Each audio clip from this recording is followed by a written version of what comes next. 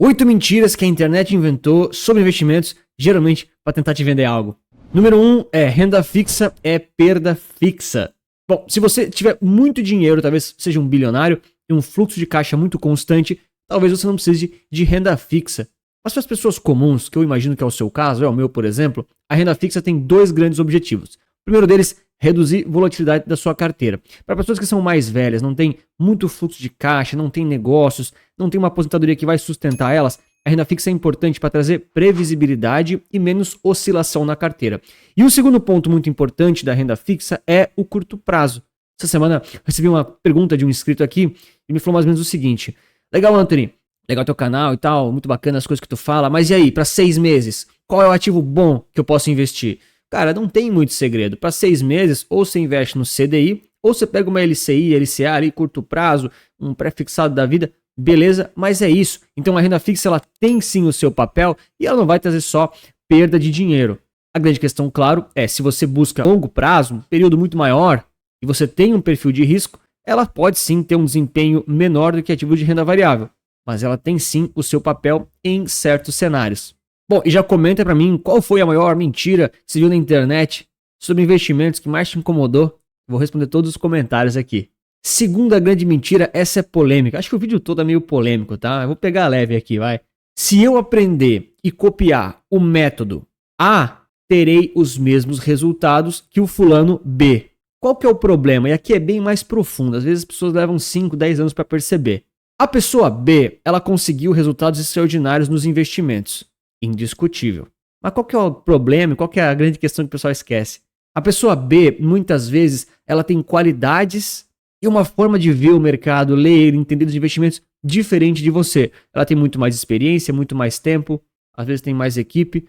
Então não é só o método que faz o resultado, também tem a pessoa. E essa é uma das coisas que vende muito, porque na lógica você fala, pô, se ele fez isso, eu vou repetir o que ele fez e eu vou ter os mesmos resultados. Quando na realidade depende muito da pessoa em si e de um outro ponto, no segundo ponto, as circunstâncias daquele momento. Não é porque aquela tática funcionou anos atrás que as coisas vão se repetir novamente. Os métodos que funcionaram para os investimentos lá atrás, nem todos funcionam mais hoje em dia. Então não é apenas o método nem a pessoa, também são as circunstâncias que talvez não gerem os mesmos resultados. Ou seja, aplicar um método replicável, aprender esse método replicável, não quer dizer replicar os mesmos resultados dos investimentos. Terceira grande mentira que muita gente que já aprendeu, o pessoal aqui no canal é muito qualificado já, mas é aquela clássica, né? Fique rico investindo R$200 por mês. R$200 por mês é um ótimo valor, é um ótimo começo e é muito melhor do que você não fazer nada. Isso é indiscutível. Mas é muito difícil e improvável que você vai ficar rico investindo R$200 por mês. Geralmente isso pega o pessoal mais iniciante. E se você investe R$200 por mês, não tem problema. Isso é ótimo. Com toda certeza vai te ajudar na aposentadoria. Mas a gente tem que ser realista que não é esse valor, as rentabilidades médias que o mercado entrega, que vai te deixar rico. Novamente, vai ajudar? Vai. Mas para ficar rico mesmo, precisa aportar por muito tempo valores cada vez maiores de preferência, buscando ali uma rentabilidade média do mercado. Esse sim é o grande segredo dos investimentos. Principalmente falando para pessoas físicas, pessoas comuns, que sou eu, imagino que seja você também. A grande sacada é você combinar os aportes maiores possíveis com as rentabilidades sustentáveis, né? Entende que eu estou focando muito mais no aporte do que no resultado da rentabilidade da carteira. Porque o aporte você consegue controlar de forma muito mais fácil do que a rentabilidade em si dos seus investimentos. E tem outra coisa que você consegue controlar de forma muito fácil. É deixar o like e se inscrever no canal para mais vídeos como esse. Não custa nada e é muito rápido. Quarta grande mentira, talvez um argumento para causar desespero, é sobre tirar todo o seu dinheiro do Brasil. Essa agora deu uma sossegada, já que o dólar caiu um pouco, mas lá nos 6,20, 6,30 em dezembro do ano passado, a gente via bastante, né? Geralmente vinha com um link junto para aquele giro ser benéfico para quem falava isso. Então vamos lá.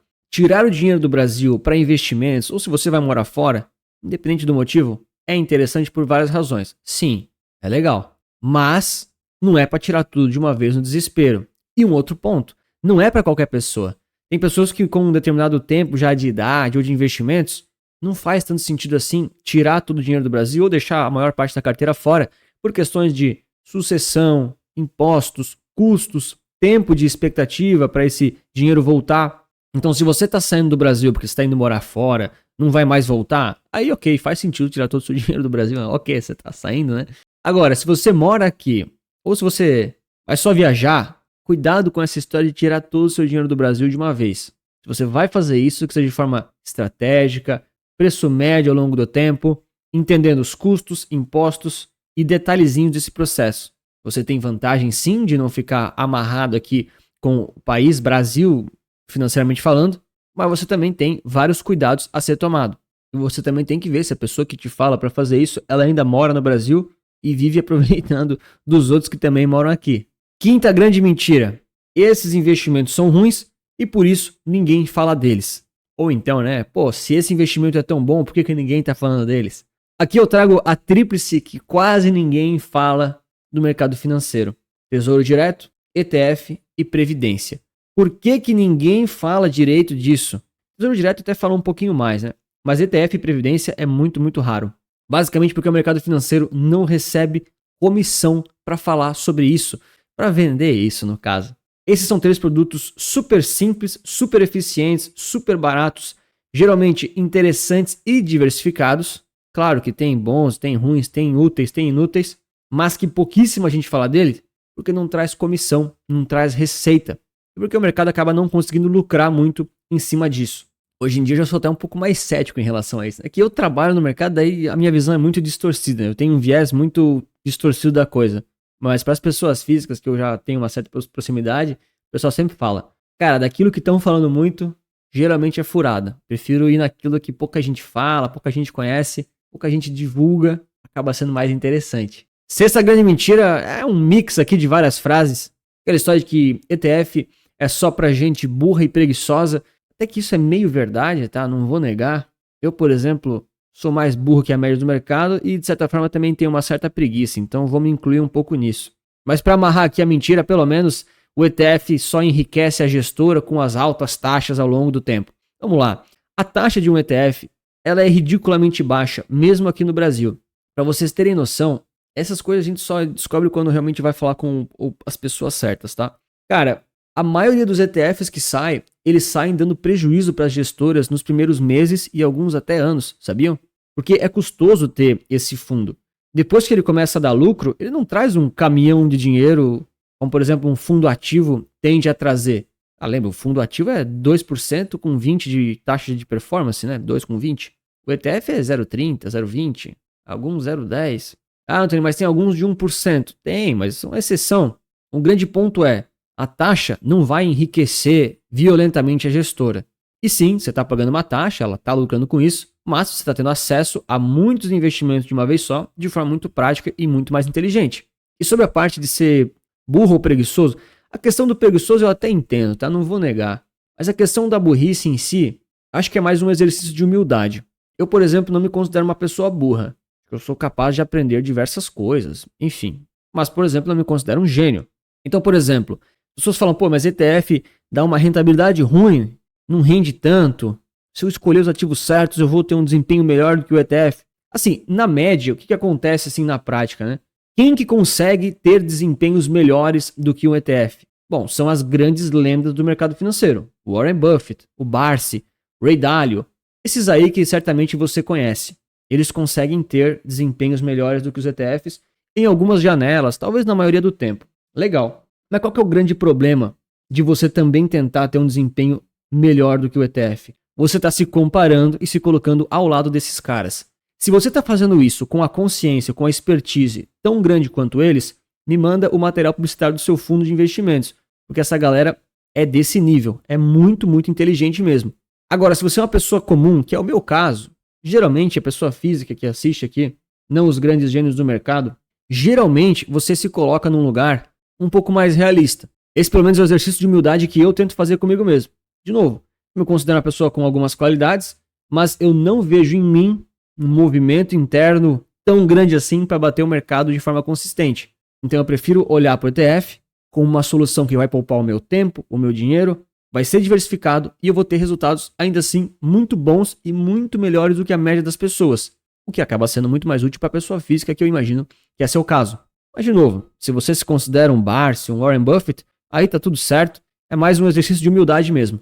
E se você quiser saber mais sobre ETFs, como usar eles na sua alocação de forma mais inteligente, mais prática, mais sustentável, tem nossa central de análises com todos os nossos cursos, treinamentos, análises recorrentes, também nossas carteiras recomendadas com ETFs, para você replicar aí se tiver interesse.